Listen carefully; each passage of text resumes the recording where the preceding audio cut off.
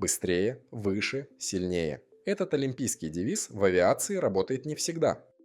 Для пассажиров скорость – это просто время в пути. Но для пилота и конструктора скорость – это невидимый коридор, стены которого построены из законов физики. Если вы едете на машине по шоссе, то вы без проблем можете притормозить до 20 км в час или разогнаться до 200. Машина останется машиной. Она не провалится под асфальт и у нее не сорвет крышу. Но с самолетами все иначе. Что будет, если лететь слишком медленно? Почему самолет может развалиться в щепки, если лететь слишком быстро? И что такое угол гроба? В этом видео я не буду зачитывать вам учебники аэродинамики. Мы разберем на пальцах, почему самолеты боятся летать медленно, почему самолет начинает махать крыльями, как птица, и почему на большой высоте у пилота может остаться форточка всего в 20-30 км в час, шаг за которую превращает полет в лотерею.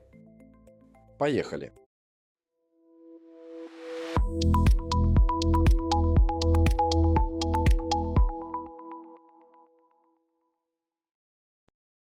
Многие думают, что самолет падает, когда у него глохнет двигатель, но при этом планеры вообще летают без моторов и прекрасно себя чувствуют. На самом деле самолет падает, когда у него заканчивается скорость. Чтобы держаться в воздухе на большой скорости, крылу достаточно небольшого угла к потоку. Но чем медленнее мы летим, тем сильнее пилоту приходится задирать нос, чтобы компенсировать нехватку подъемной силы. Этот наклон называется углом атаки. Представьте, что вы выставили ладонь из окна машины на ходу. Если ладонь почти горизонтальна, ветер ее просто обдувает.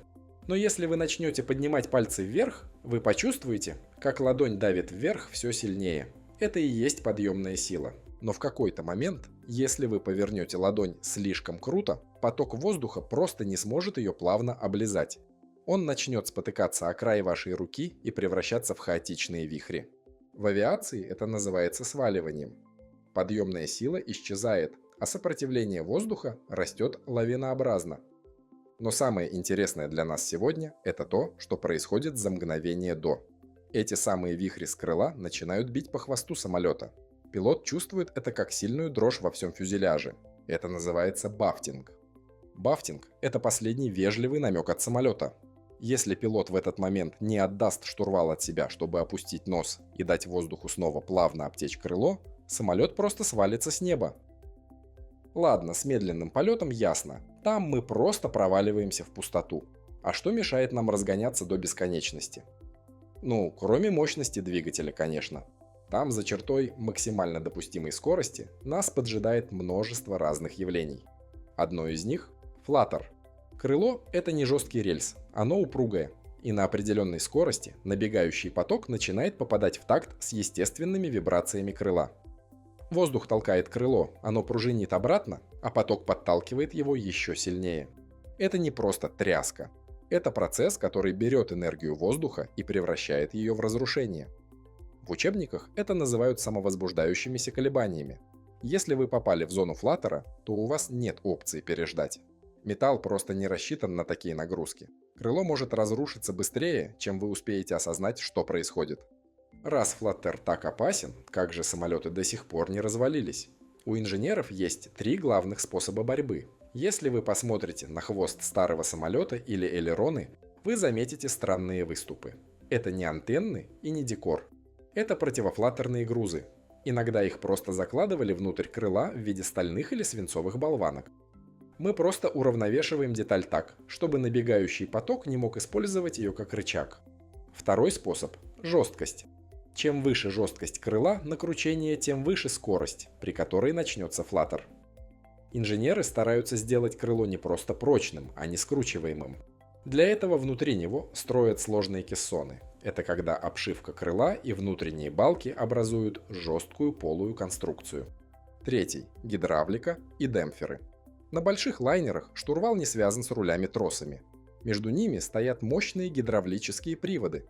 Эти цилиндры работают не только как мышцы, но и как амортизаторы в вашей машине. Они просто не дают рулям дрожать. Даже если воздух очень хочет раскачать элерон, гидравлика держит его мертвой хваткой, поглощая всю энергию вибрации. На самых современных самолетах, вроде Boeing 787, есть даже активное подавление. Компьютер чувствует начало микровибрации и сам мгновенно дает команду рулям отклониться так, чтобы погасить колебания еще до того, как его почувствует пилот. Даже если ваше крыло достаточно жесткое, то рано или поздно при увеличении скорости полета вы упретесь в число Маха. Когда самолет приближается к скорости звука, на верхней части крыла воздух разгоняется до сверхзвука, а потом резко тормозит. В этом месте возникает скачок уплотнения. Представьте его как невидимый физический барьер, который стоит прямо на крыле. За этим барьером воздух сходит с ума и начинает бить по обшивке. Это и есть волновой бафтинг. Самое неприятное здесь не в том, что вас трясет, а в том, что этот хаос заставляет самолет вести себя странно. Например, он может вдруг захотеть нырнуть вниз, несмотря на то, что вы тянете штурвал на себя. Помните, мы говорили про скачок уплотнения, который возникает на крыле при приближении к скорости звука. У него есть одна неприятная особенность – он не стоит на месте. Чем быстрее вы летите, тем дальше назад по крылу он уползает. А теперь представьте, что крыло – это доска на детских качелях. Подъемная сила держит эту доску в определенной точке, которую инженеры называют центром давления. Пока все идет по плану, эта точка находится там, где ее заложили конструкторы. Но когда скачок уплотнения ползет назад, он утаскивает за собой и центр давления. Точка опоры смещается к хвосту. Нос самолета начинает самопроизвольно опускаться. И вот тут начинается настоящий кошмар для пилота. Самолет ныряет в пикирование, из-за этого он разгоняется еще сильнее, ударная волна уходит еще дальше назад, и нос опускается еще круче. Это замкнутый круг. Так потяни штурвал на себя, скажете вы. Но и тут физика ставит подножку. Воздух, взбаламученный ударной волной на крыльях, летит назад и бьет по хвосту. Хвостовое оперение оказывается в зоне жуткой турбулентности. Они становятся ватными, или наоборот, их так зажимает потоком, что пилоту просто не хватает сил их сдвинуть. В 40-х и 50-х годах многие первые реактивные истребители погибли именно так. Пилоты докладывали, что самолет словно сошел с ума, он несется к земле, штурвал не двигается, а любая попытка прибавить газу только ускоряет падение. Чтобы победить это затягивание в пикирование, конструкторы придумали делать хвост не из маленьких подвижных деталей, а поворачивать его целиком. Это называется цельно-поворотное хвостовое оперение. Только такой мощный плавник может пересилить поток и вытащить самолет из сверхзвуковой ловушки.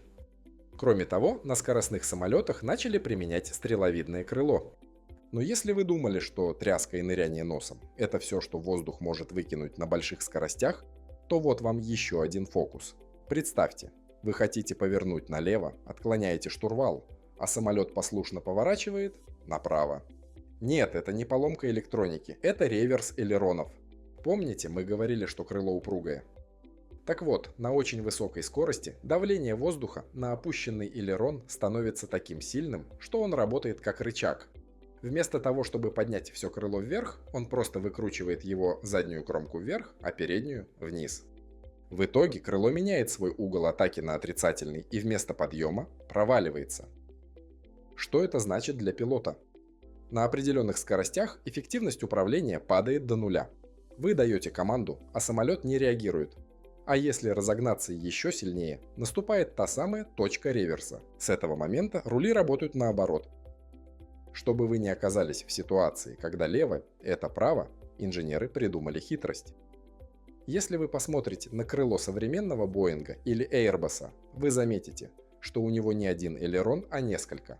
На малых скоростях работают внешние элероны. Они дают больше рычага, но как только самолет разгоняется, автоматика блокирует внешние рули и переходит на внутренние. Они находятся там, где крыло самое толстое и жесткое. Его почти невозможно скрутить, а значит, управление останется предсказуемым. В авиационных пабликах любят пугать углом гроба – Coffin Corner. Звучит так, будто каждый пассажирский лайнер на пути в отпуск балансирует на лезвии бритвы. Но давайте будем честны, для обычного условного Боинга это скорее теоретическая страшилка. По-настоящему в этот угол загоняли только одну машину – легендарный американский разведчик Ю-2. Он был спроектирован для экстремальных высот, где воздух настолько разрежен, что почти не держит крыло. Там, на высоте 20 км, у пилотов Ю-2 был коридор шириной всего в 9 км в час. Чуть замедлился, самолет срывается в штопор, чуть ускорился, начинается бафтинг, и от самолета отлетают куски.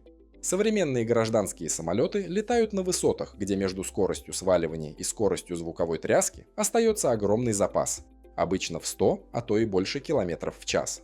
Это целое окно, а не угол. Чтобы современный лайнер действительно зажало в тиски, ему нужно забраться на высоту, до которой он просто не дотянется из-за двигателей. Просто не хватит тяги. Так что если вы не летите на разведку в стратосферу в скафандре, угол гроба для вас не более чем интересная точка на графике в учебнике аэродинамики. Итак, все эти ограничения, сваливание, флаттер, реверс рулей – это не стены, об которые самолет бьется каждый раз, когда отрывается от земли. Это просто границы поля, на котором идет игра. Теперь вы знаете, почему самолет не может лететь медленнее и зачем ему ограничивают максимальную скорость. На этом на сегодня все. Вопросы, замечания и предложения в комментарии. Подписывайтесь на канал, ставьте лайк и до скорой встречи. Нам еще есть что обсудить.